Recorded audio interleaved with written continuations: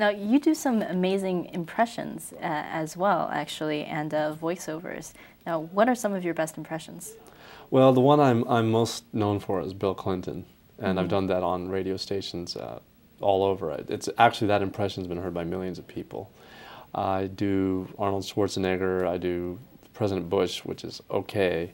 I do a lot of different characters, Arabs, East Asians, Indians, Southerners. I like to think I can do pretty much any voice, and I've fooled a lot of people with it. Now, I know how much you love California up here.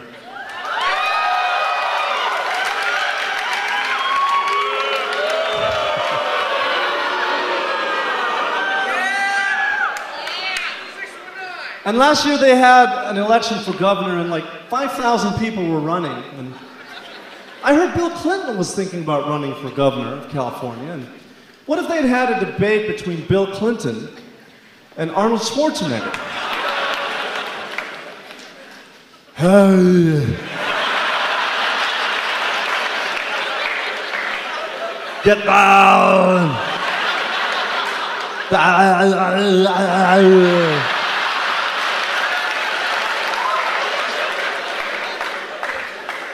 Well, now, that is very interesting, Arnold, but what will you say to the millions of illegal immigrants in California? Get out.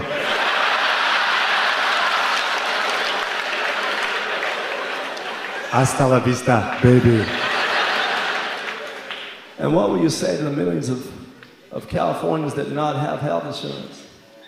It's not a tumor.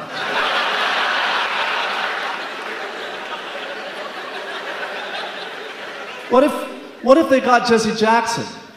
Of course, he'd only talk about one thing, racism. Now, what in the game of pool, or billiards, or what have you, is the object of the game for the white ball?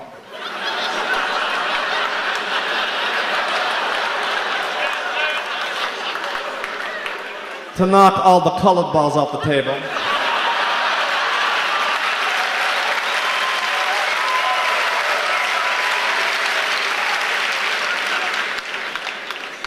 And when the black ball is gone, the game is immediately over.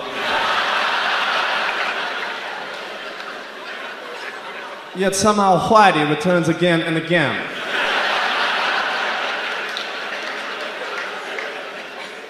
The only game that is fair is bowling.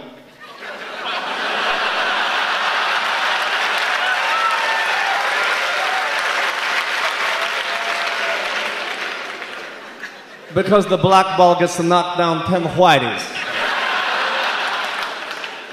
And they all have red necks. How do you develop an impersonation, an impression? Some of them come right away, like the Clinton I could just do the minute I heard it. But some, like Arnold Schwarzenegger, I had to work on a lot. In fact, I remember there's a video store in my building, and I called them up. I said, yeah, do you have Terminator 2? And the guy's like, we only pawn in Chelsea. Oh, gosh. So, and I got the video, and I just played it over and over until, I play a clip of him, and I talk, and then I can actually match it on the computer, and I can listen and make sure that it's as close as possible. Wow. So you said when you were younger that you did crank calling, kind of like making up these voices. So Right. is that kind of what fed the impersonations? Yeah, something I practiced my whole life, just for the fun of it. I just enjoyed, and it's something that I always thought I took for granted, and then you get older and you realize very few people can do that. And so it's great to be able to take advantage of that and get work. So it's something in your ear then. Right, Yeah. It's the ear, yeah. Now, what about, you said you have different characters than are non-famous people. Do you make up a character first? How do you go about doing that kind of an impression? Well, I think sometimes I'll think about some of the people I've met, and like there's a 70-year-old guy from Cuba that a great friend of mine passed away, unfortunately. Or there's like these crazy people I used to work with at Intel, or just people I've run into, so I can think about them and then start to do a voice, and the characters come out. Yeah. So what have been some of your best shows? I performed for 6,000 doctors at a convention in Orlando. That was incredible, just the roar that you feel. I did a show for 4,500 Christians, and that was also, that was probably the best show I've ever had, because they were laughing and laughing. I performed for Muslims. The 6,000 doctors were Muslim. Anything with a theater is always going to be great because of the large number of people. Now, it's kind of a weird question. Do people always expect you to be funny? Like, if you meet someone, you're like, "Oh, I'm a comedian." Are they like, "Oh, make me laugh"?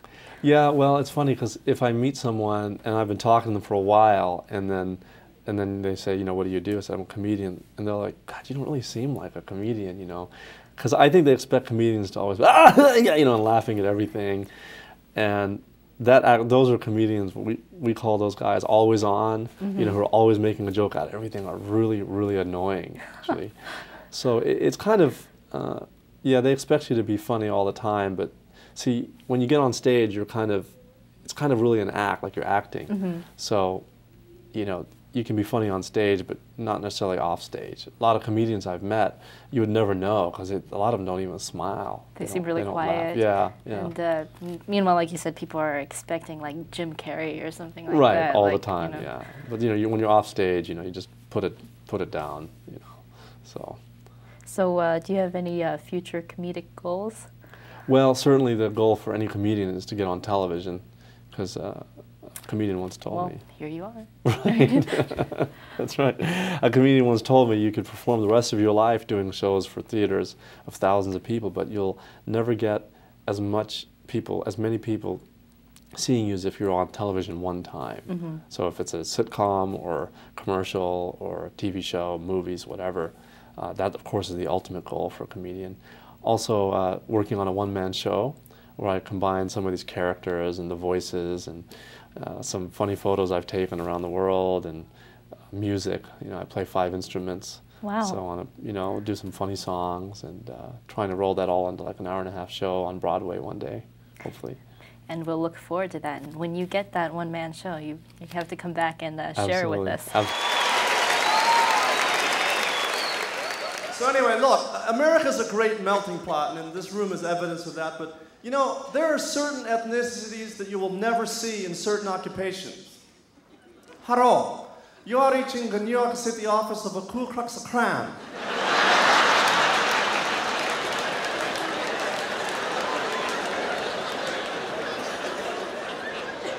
Our office is located in the Chinatown and Harlem. If you don't like a black people, press 1. If you don't like a Jew, press 2. Para español, oprima número 3.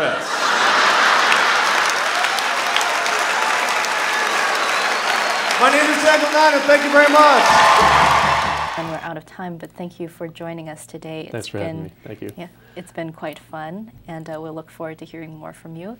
And for those in our audience that want to hear more from Dan as well, you can go to his website at www.comediandan.com, where you'll also be able to find the CD and DVD available. So thank you again for joining us on this episode of Asia Talk. We'll see you next time.